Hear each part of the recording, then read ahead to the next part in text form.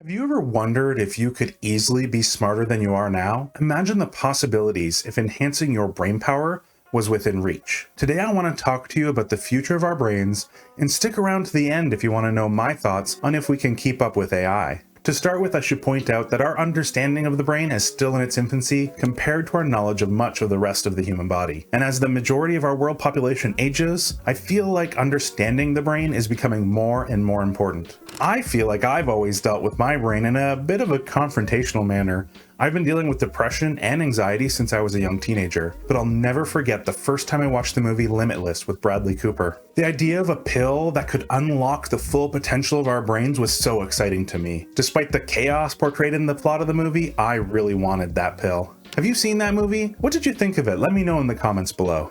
So I did some research to see if there was anything really like that, and discovered a whole subculture of people pursuing this very goal, using everything from simple caffeine to more complex nootropics, or working with their doctors to get the right prescription medication to help them. Some are on a quest for sharper memory, enhanced creativity, and overall mental superiority, while others are just looking to combat perceived deficiencies that doctors agree are holding them back from their full potential. Unfortunately, most of the options we have today are often a game of experimentation, but in the near future, that might all change. Our exploration begins with a fundamental understanding of human intelligence. Intelligence transcends mere academic prowess. It encompasses our capacity to adapt, learn, and engage in creative problem solving. I love the dictionary definition of intelligence: the ability to acquire and apply knowledge and skills. I don't know about you, but I would love to acquire and be able to apply more skills faster. Sure, there are a ton of YouTube videos that talk about optimizing studying or skills development, but intelligence is a dynamic blend of not just inherited traits or effort,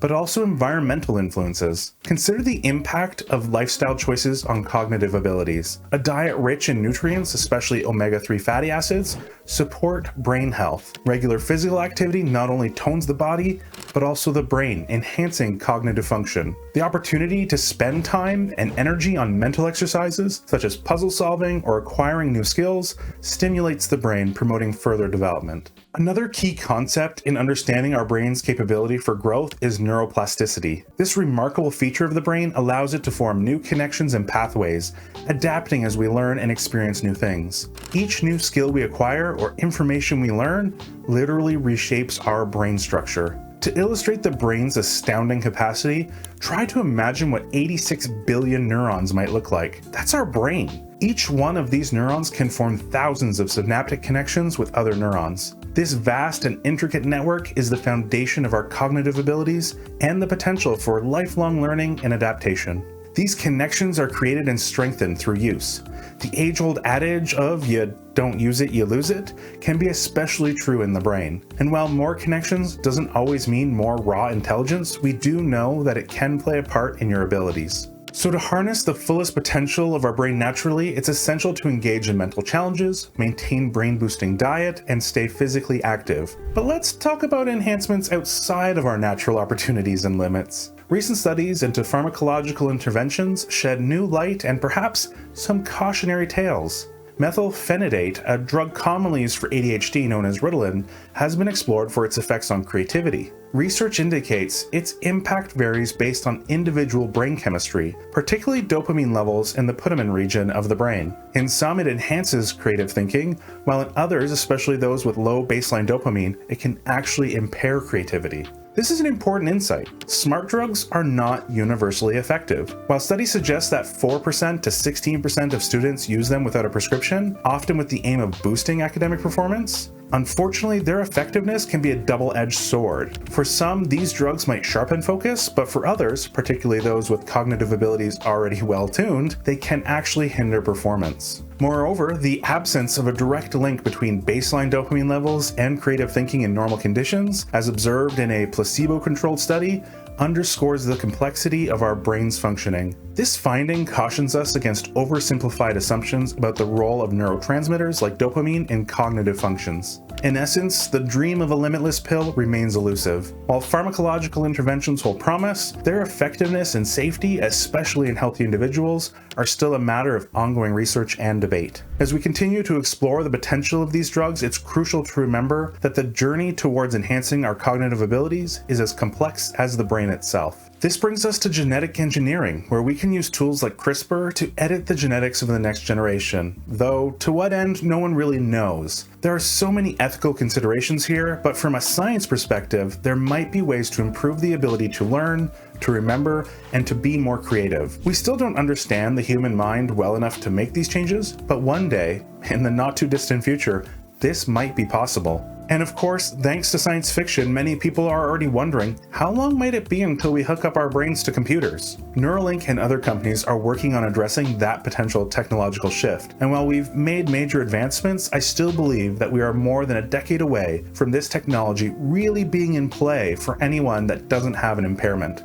The first steps towards finding volunteers for human trials for those with quadriplegia due to cervical spinal cord injury, or ALS, are already underway after receiving clearance from the FDA in May of 2023. Though maybe recent advancements in computers also show why we don't need to actually change our brain. AR smart glasses hooked up to a really fast version of ChatGPT, trained on your personal life and connections, might be able to make it seem like you're smarter than ever before, with instant access to information as well as well-crafted insights. The words coming from your mouth might be informed by insights received through glasses, implants, or other on-person pieces of technology, not directly integrated into your brain. We saw this with Google Glass, and it has continued to evolve, though slowly, as wearers look for something that looks more like a normal pair of sunglasses or prescription glasses, like the X-Real Air AR glasses. I also think back to more than 5 years ago on 60 Minutes when Arnav Kapoor showed off Alter Ego, an interface that allows the wearer to silently communicate with devices, including AI assistants. Merging these technologies together with further refinement, and we could all be walking around with our own Jarvis personal assistant that's always available as a supplementary digital mind. My biggest concern about leaning heavily on technology is that we will, in general, let our minds stagnate by depending on technology to do the majority of the thinking for us, and end up with some kind of version of idiocracy, but one subservient to AI. The opportunities here, though, are to create a world beyond what Star Trek could have ever imagined, with people using technology in various ways to supplement our intelligence, genetics to improve our opportunities to learn, remember, and be creative, and pharmaceuticals to boost those abilities even further. Let's assume for a second that we could distill intelligence down to a single concept, and that we averaged out everyone's intelligence to a single value that we'll call 1. What would the world be like if we could move that dial to 2, or 3, or 5? Could it be better? If we had better memory, an easier time taking in and processing learnings, and the empathy to use this information and ability in a caring way, what would the world look like? Would the problems that exist today go away? Of course, we are human, so we will always create some new problems, but could we actually think our way to a better future? If you enjoyed this video, check out this one, as I think you'll really enjoy it too.